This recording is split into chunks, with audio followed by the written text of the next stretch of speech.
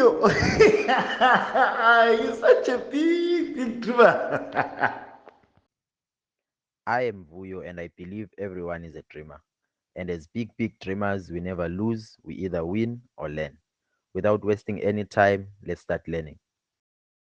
The Psychology of Money by Morgan Housel. Timeless lessons on wealth, greed, and happiness. This book has come highly recommended to me on several occasions. I've heard many positive comments about it, particularly regarding how it can reshape your perspective on the topic of money. Some have even gone so far as to suggest that it's a must-read for everyone at least once in their lifetime. Anyway, I won't take up any more of your precious time. I will be going through the introduction, which is called The Greatest Show on Earth. The Technology Executive. Housel takes us through his college years where he was working as a valet at a nice hotel in Los Angeles. He describes a technology executive who, despite his remarkable professional success, had a peculiar and reckless attitude towards money. He frequently displayed his wealth in a brash and extravagant manner, such as carrying thick stacks of $100 bills, bragging openly about his riches, and engaging in frivolous acts like throwing gold coins into the sea. His impulsive behavior, including overpaying for a lamp he damaged, eventually led to his financial downfall. The executive had a relationship with money. Housel describes it as a mix of insecurity and childish stupidity.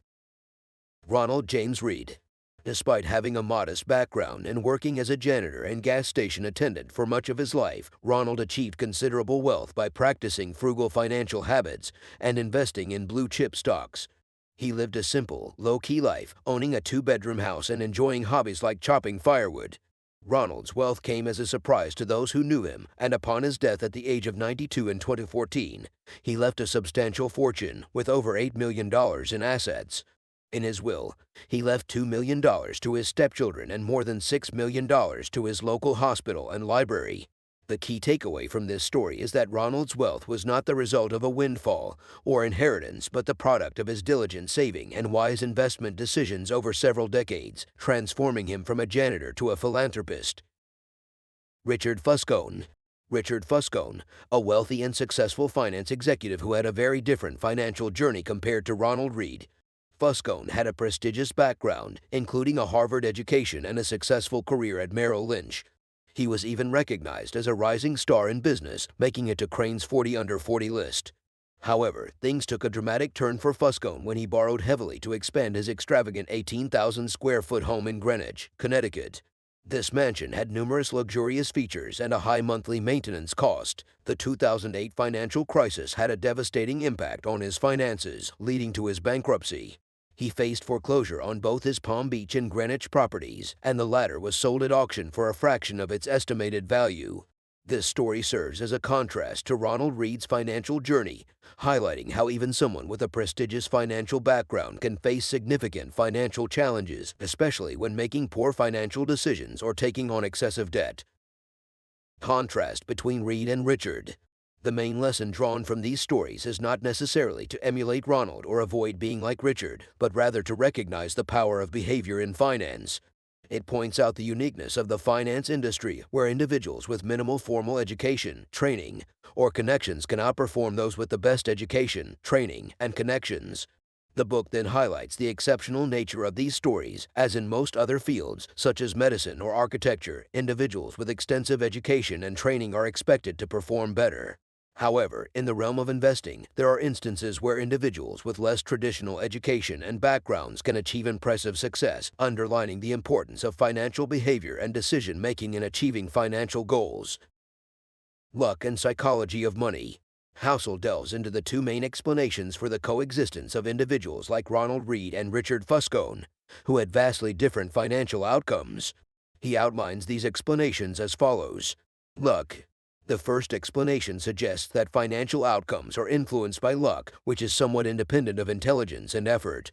Housel acknowledges the role of luck and indicates that this book will discuss this concept in more detail.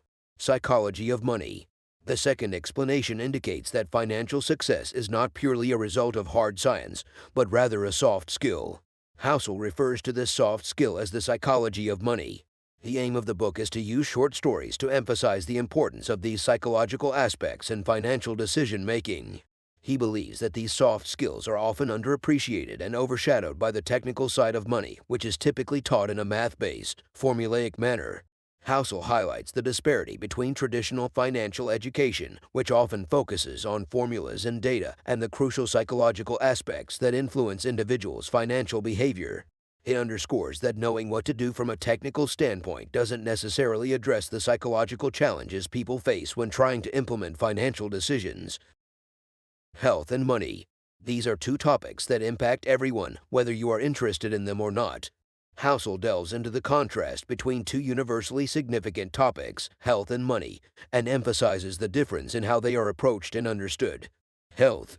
Housel acknowledges that the healthcare industry has made significant progress through scientific discoveries, leading to increased life expectancy worldwide. It highlights that advances in healthcare have generally benefited people's well-being. Money. In contrast, the financial industry, including investing, personal finance, and business planning, is described as a different story.